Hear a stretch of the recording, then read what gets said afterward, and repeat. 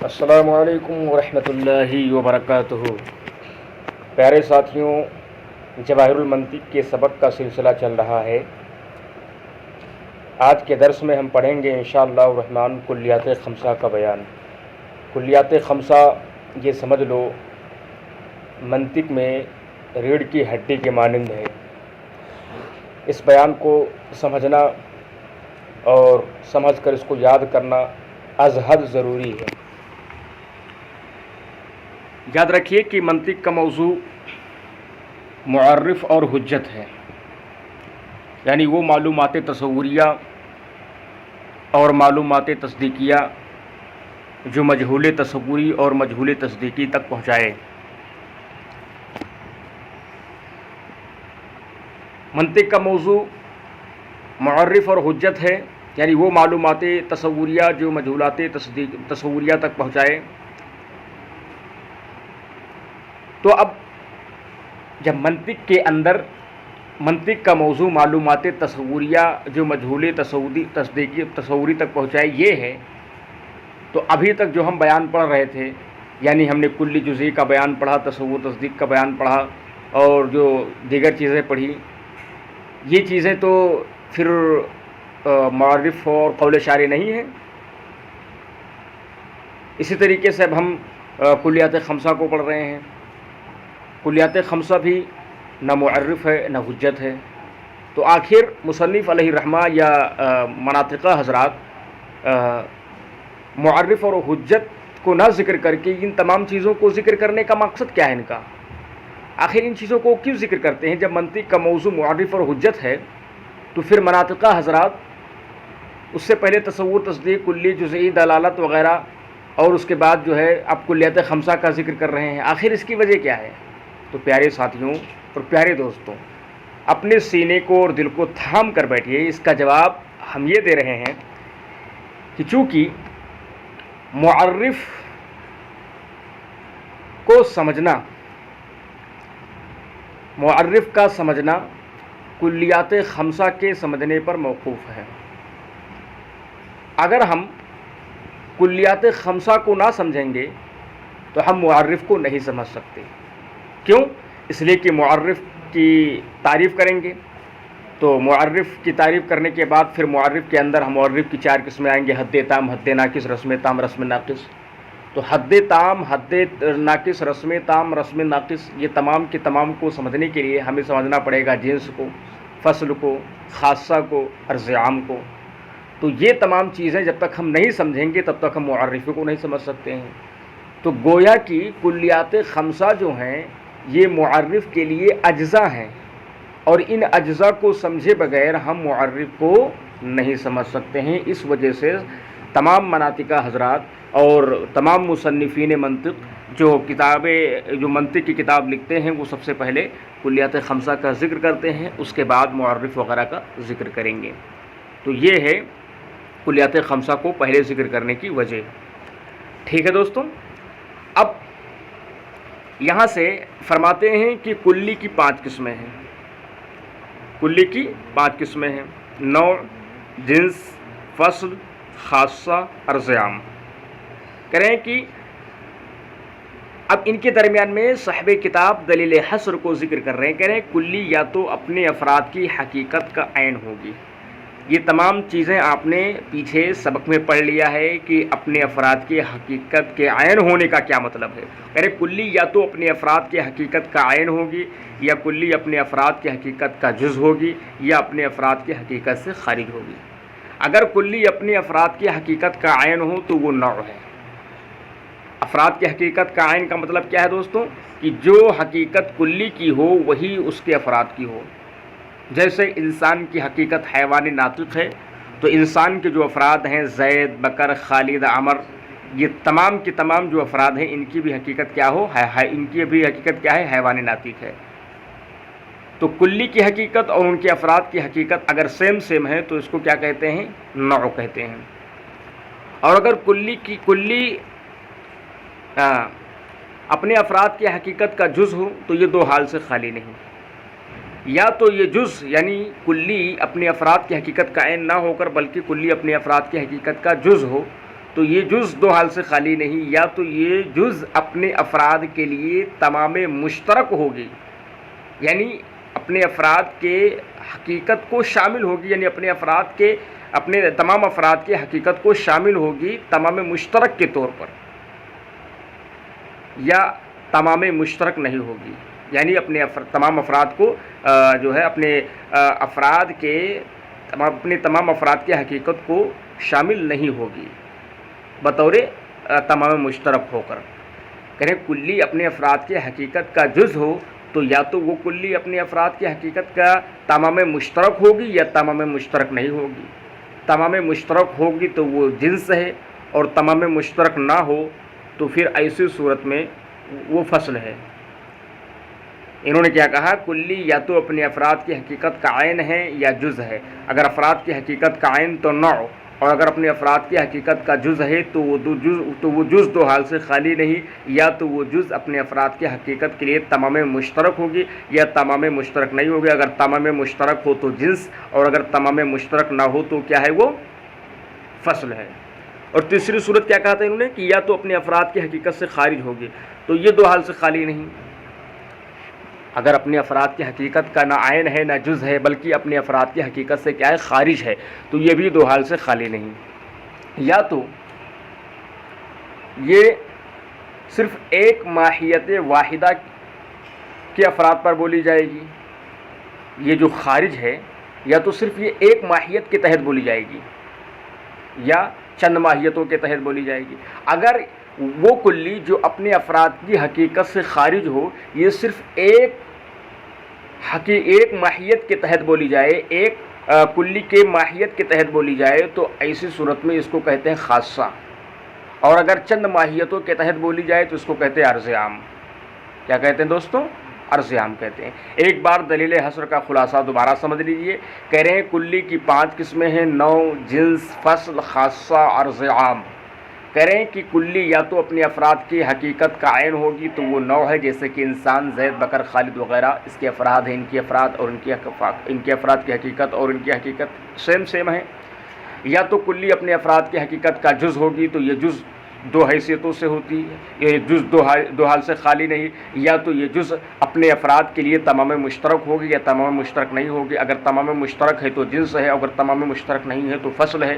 یا پھر یہ کلی اپنے افراد کی حقیقت سے خارج ہوگی، اور اگر خارج ہے تو ایک کلی کے ماہیت کے تحت بولی جائے گی، یا ایک کلی کے ماہیت کے تحت نہیں بلکہ چند ماہیتوں کے تحت بولی جائے گی۔ اگر ایک ماہیت کے تحت بولی جائے تو اس کو کہتے ہیں خاصہ، اور اگر چند ماہیتوں کے تحت بولی جائے تو اس کو کہتے ہیں عرض عام۔ اب چلیے ہم اس کی جو ہے اس کو ہم کتاب میں دیکھتے ہیں۔ کتاب میں دیکھنے کے بعد انشاءاللہ الرحمن اس کو ہم مزید سمجھیں گے۔ کلیات خمسہ کی بس کلی کی 5 قسمیں ہیں، نوع، جنس، دیکھیے نوع، جنس، فصل، خاصہ، عرض عام کہہ رہے ہیں۔ اب اس میں بھی دلیل حصر ذکر کریں کہ اس لیے کہ کلی یا اپنے افراد کی حقیقت کا عین ہوگی۔ عین کا مطلب میں نے بتایا تھا دوستوں نا کہ جو حقیقت کلی کی ہوگی وہی اس کے افراد کی ہوگی۔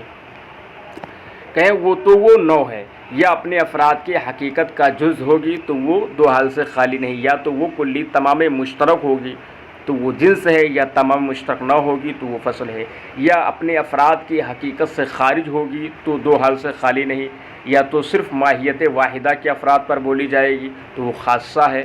دیکھیے اس چیز کی میں وضاحت کر دے رہا ہوں کہ اپنے افراد کی حقیقت سے خارج ہونے کا کیا مطلب، حالانکہ آپ نے سب پڑھ لیا ہے۔ مثال کے طور پر ضاحک، یہ نہ تو ضحک یہ کلی ہے، لیکن یہ اپنے افراد کی حقیقت کا نہ تو عین ہے، اس کے افراد کیا ہیں، زید، بکر، خالد وغیرہ۔ لیکن ضحک یعنی ضاحک ہونا نہ تو یہ اپنے افراد کی حقیقت کا عین ہے اور نہ ہی اپنے افراد کی حقیقت کا جز ہے، بلکہ ضحک یہ اس کے حقیقت سے خارج ہے۔ لیکن اب ہم دیکھیں گے کہ ضحک یعنی ضاحک ہونا کس کے ساتھ خاص ہے، ایک ہی کلی کے ساتھ خاص ہے یا چند کلیوں کے ساتھ خاص ہے، کسی اور کلی کے ساتھ خاص ہے۔ تو ہم نے دیکھا کہ ضاحک ہونا صرف یہ انسان کے ساتھ خاص ہے، اس کے علاوہ کسی اور کے ساتھ خاص نہیں ہے۔ ایک حقیقت کے ساتھ خاص ہے، یعنی انسان حیوان ناطق کے ساتھ خاص ہے۔ تو جو صرف وہ کلی جو اپنے افراد کی حقیقت سے خارج ہو اور صرف ایک ماہیت کے ساتھ خاص ہو تو اس کو کہتے ہیں خاصہ۔ اور اگر ایک ماہیت کے ساتھ خاص نہ ہو بلکہ اس کی طرح اور بھی ماہیتوں کے ساتھ وہ پائی جاتی ہو، جیسے کہ معاشی کے معنی ہوتا ہے چلنے والا. اب چلنا یہ بھی جو ہے کسی بھی کلی کے افراد کی حقیقت کا نہ تو عین ہے نہ تو جز ہے، بلکہ یہ چلنا اپنے جو ہے کلی کے افراد کی حقیقت سے خارج ہے. ٹھیک ہے، لیکن یہ معاشی جو خارج ہے حقیقت سے، تو یہ ایسا نہیں ہے کہ صرف ایک ماہیت کے ساتھ خاص ہے، یعنی صرف انسان کے ساتھ خاص ہے، بلکہ یہ جانوروں کے ساتھ بھی خاص ہے. اب جانوروں میں حیوان ساحل بھی ہے، حیوان ناطق بھی ہے، حیوان نابح بھی ہے، حیوان مفترس بھی ہے نا. حیوان جو ہے حیوان مفترس بھی ہے، حیوان ساحل بھی ہے، حیوان نابح بھی ہے، حیوان ساحل بھی ہے، اور حیوان ناحق بھی ہے، اور قرد کے ساتھ بھی ہے، بھینس کے ساتھ بھی ہے، گائے کے ساتھ بھی ہے. تو یہ چلنا کئی افراد کے ساتھ خاص ہے. تو کہا یہ معاشیت جو ہے اپنے افراد کی حقیقت کا نہ تو جز ہے نہ عین ہے، بلکہ اپنے افراد کی حقیقت سے خارج ہے، اور صرف ایک ہی کلی کے ساتھ خاص نہیں ہے بلکہ کئی کلیوں کے تحت یہ پائی جاتی ہے. یعنی چلنا کئی کلیوں کے ساتھ خاص ہے، تو اس کو کیا کہیں گے؟ عرض عام کہیں گے. ٹھیک ہے، ہم نے اس چیز کی وضاحت کر دی ہے، مزید انشاءاللہ جب اس کی تعریف کی جائے گی تو وہاں بھی اس کا ذکر کیا جائے گا. ٹھیک ہے دوستوں، کہہ رہے ہیں کہ یا تو صرف کہہ رہے ہیں یا اپنے افراد کی حقیقت سے خارج ہوگی تو دو حال سے خالی نہیں، یا تو صرف ماہیت واحدہ کے افراد پر بولی جائے گی تو وہ خاصہ ہے، یا چند ماہیتوں کے افراد پر بولی جائے گی تو وہ عرض عام ہے. اب ذیل میں کلیات خمسہ کی تعریفیں اور مثالیں پیش کی جاتی ہیں.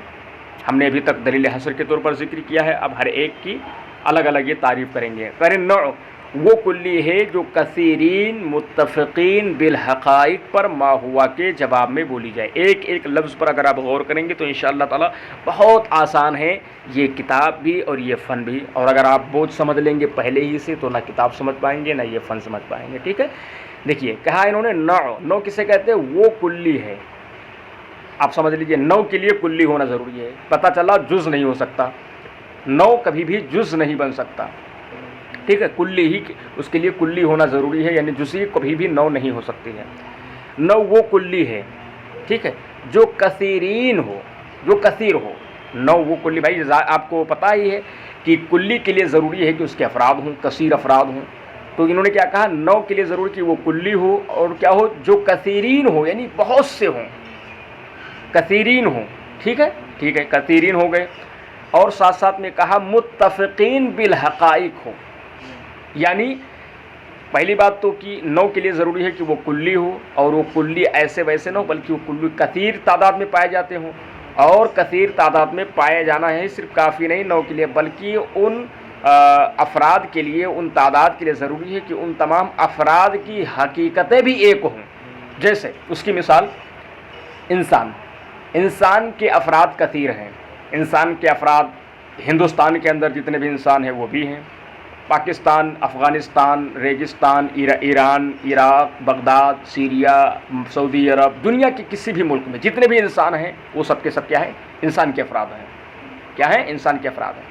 اب چاہے وہ اس ملک کا انسان ہو چاہے دوسرے ملک کا انسان ہو، سارے کے سارے انسان کی حقیقت ایک ہے.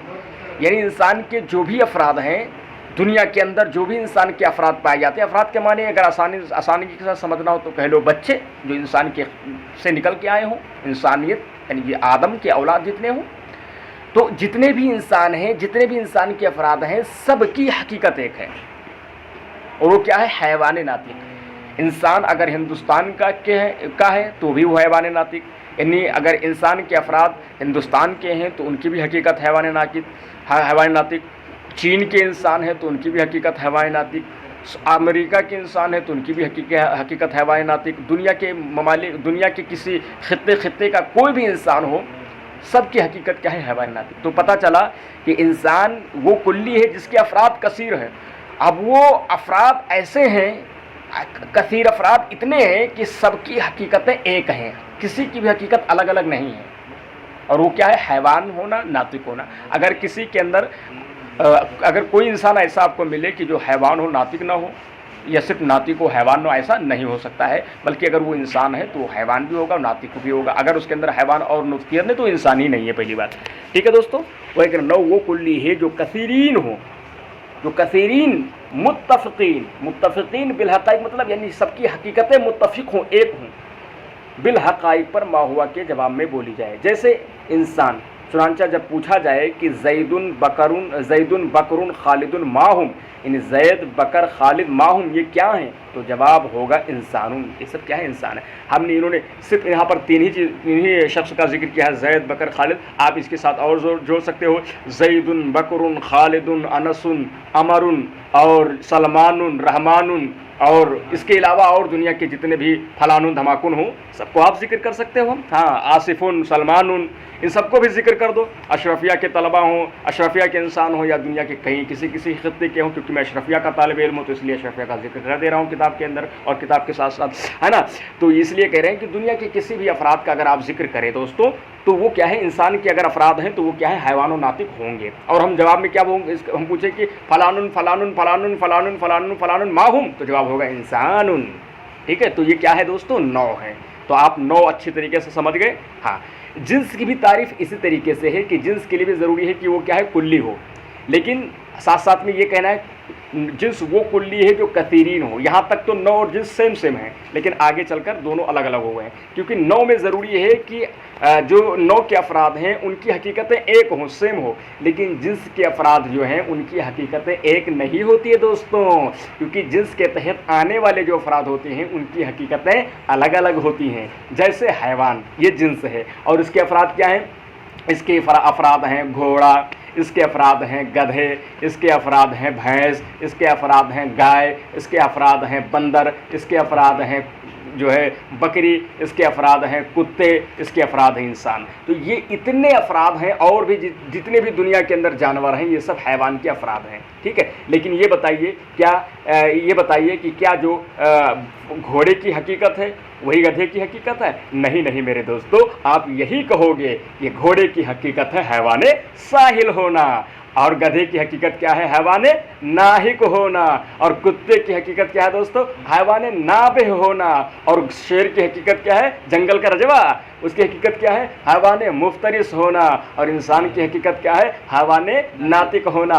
पता चला हैं तो सब एक ही घर के, हैं तो सब एक ही ख़ानदान के, हैं तो सब एक ही बाप के बेटे, लेकिन इन तमाम अफराद की हकीकतें एक नहीं हैं, बल्कि सबकी हकीकतें अलग अलग अलग अलग अलग थलग थलग अलग हैं। तो नौ के अंदर क्या था कि नौ के अंदर जो अफराद थे उनकी हकीकत एक थी, लेकिन जिन्स के अंदर भी अफराद हैं, लेकिन इन तमाम अफराद की हकीकतें एक नहीं हैं, बल्कि सबकी हकीकतें क्या हैं, अलग अलग हैं। और जो जिनकी हकीकतें अलग अलग, यानी जिस कुल्ली की अफराद की हकीकतें अलग अलग हों, तो आँख मूंद कर हम उस पर धाए से निशाना मारेंगे कि ये क्या है, जिन्स है। आँख मूंद के कह देंगे कि क्या है, जिन्स है। सिर्फ हैवानी के साथ नहीं, दीगर और जिन्स जो हैं, जितने भी जिन्स हैं उन सब की हकीकतें क्या होती हैं, अलग अलग अलग अलग होती हैं। चाहे आप जिसमें नामी को ले लो, चाहे जिसमें मुतलक को ले लो, चाहे आप जौहर को ले लो, इन तमाम की अफराद की भी हकीकतें क्या होती हैं, अलग अलग होती हैं। यानी ये कह लिया जाए कि जिन्स के तहत वही अफराद आते हैं कि जिनकी हकीकतें अलग अलग होती हैं। अगर किसी कुल्ली के तहत अफराद आए लेकिन उनकी हकीकतें अलग अलग ना हो, सेम हो, तो उसको जिन्स कहा ही नहीं जाता है पगलो, बल्कि क्या कहा जाता है, नौ कहा जाता है। ठीक है दोस्तों, आइए फिर हम किताब को पढ़ते हैं। करें, जिन्स वो कुल्ली है जो कसीरीन मुख्तलिफीन बिल हक़ाइक़ पर मा हुआ के जवाब में बोली जाए, जैसे हैवान, जिसमें नामी, जिसमें मुतलक। तो ये क्या है, हैवान भी जिन्स, जिसमें नामी भी जिन्स, जिसमें मुतलक भी जिन्स। करें जौहर भी जिन्स। चुनांचा करें अल इंसानु वल फरसु वल हिमारू माहिया। अगर सवाल करें कि अल इंसानु वल फरसु वल हिमारू माहिया के जवाब में हैवानुन बोला जाता है, हैवानुन बोला जाता है, क्योंकि इंसान भी हैवान, फ़र्स भी हैवान और हिमार। तो इंसान, फ़र्स, हिमार ये सब के सब हैवान होने में एक हैं, लेकिन इनकी हकीकतें अगर पूछी जाएं तो इंसान की भी हकीकत अलग, फ़र्स की भी हकीकत अलग, हिमार की भी हकीकत अलग है। ठीक है दोस्तों, हैवान बोला जाता है। यूँ ही अल इंसानु व शजरु माहुमा के जवाब में जिस्मु नामिन बोला जाता है। ठीक, क्योंकि अल इंसान, इंसान की हकीकत हैवान नातिक और शजर की हकीकत अलग है, इंसान की हकीकत अलग और शजर की हकीकत अलग है, तो उनके जवाब में जिस्म नामी बोला जाता है। इसी तरीके से इंसानु अल इंसानु वल हजरु माहुमा के जवाब में जिस्मुन मुतलकुन बोला जाता है, क्योंकि आपको पता होगा कि अल इंसानु व शजरु, इंसान और शजर के अंदर 3 जुज़ मुश्तरक हैं। कल हमने बताया था कि एक है जौहर और दूसरा है काबिल आबाद सलासा और एक है जिसमें नामी। ठीक है, शजर के अंदर भी यही तीनों चीज़ें पाए जाते हैं। क्या का, जौहर, जिसमें नामी और काबिल आबाद सलासा। پھر جواب میں جسم و نامن بولا. اور انسان والحجر ماہما کے جواب میں جسم المطلق، اس کے اندر دو جز مشترک ہیں، ہے نا. انسان کے اندر بھی جوہر پایا جاتا ہے اور قابل آباد ثلاثہ ہوتا ہے، حجر کے اندر بھی جوہر اور قابل آباد ثلاثہ ہوتا ہے. جواب میں جسم النام مطلق بولا جاتا ہے. اور انسان والروح ماہما کے جواب میں جوہر بولا جاتا ہے، کیونکہ انسان بھی کیا ہوتا ہے، انسان کے اندر بھی جوہر ہے، روح کے اندر بھی جوہر ہے، تو اس کے جواب میں جوہر. بہرحال دوستوں کہنے کا مطلب یہ ہے کہ نوع اور جنس کو سمجھنے کے لیے آپ کو یہ سمجھنا ہوگا کہ ان دونوں کے پہلے ان کے افراد کو دیکھنا ہے. پھر افراد کے دیکھا کلی ہے تو افراد تو ہوں گے. نوع اور جنس کے لیے ضروری ہے کہ وہ کلی ہو. پھر ہمیں دیکھنا ہے کہ یہ کیسے کلی ہیں تو ان کے افراد بھی ہوں گے. اب ہمیں ان کے افراد کو دیکھنا ہے کہ ان کے افراد کے کتنے ہیں. اب جتنے بھی افراد ہوں گے تو اب ہمیں دیکھنا ہے کہ ان کے افراد کی حقیقت ایک ہیں یا سب کے الگ الگ ہیں. اگر حقیقت ایک ہو تو وہ نوع ہے، وہ کلی کو ہم کیا کہہ دیں گے، وہ نوع ہے. اور اگر افراد کی حقیقتیں الگ الگ ہیں، ٹھیک ہے، ہر ایک کی حقیقت الگ الگ ہے، تو ہم آنکھ مون کے کیا کہہ دیں گے، وہ جنس ہے. ٹھیک ہے. آپ کہیں واضح ہو کہ ایک ماہیت کے لیے متعدد جنس ہو سکتی ہے. چنانچہ دیکھو انسان کی جنس حیوان بھی ہے. یہ کیا کریں، واضح ہو کہ ایک ماہیت کے لیے متعدد جنس ہو سکتی ہیں. ایک ماہیت کے لیے متعدد جنس ہو سکتی ہیں، صحیح بات ہے. چنانچہ دیکھو انسان کی جنس حیوان بھی ہے، جس میں نامی بھی ہے، جسم مطلق بھی ہے اور جوہر بھی ہے. ٹھیک ہے دوستو، چلو پھر انشاءاللہ تعالی یہاں سے اوراق ماضیہ میں تمہیں یہ بات بتائی جا چکی ہے کہ حیوان جسم نامی سے، یہ یہاں سے انشاءاللہ تعالی کل ہم پڑھائیں گے تاکہ ویڈیو لمبی نہ ہونے پائے. اور پھر آپ لوگوں کا بھی خیال رکھنا ہے، آپ لوگ بھی بور ہونے لگتے ہو تو میرے حق میں دعا کریے اللہ تعالی ہماری تمام تر مصیبتوں کو، مشکلوں کو آسان فرمائے، اور مزید اللہ تبارک و تعالی ہمارے اور آپ سب کے علم میں خوب برکت عطا فرمائے. اللہ حافظ. السلام علیکم ورحمۃ اللہ وبرکاتہ.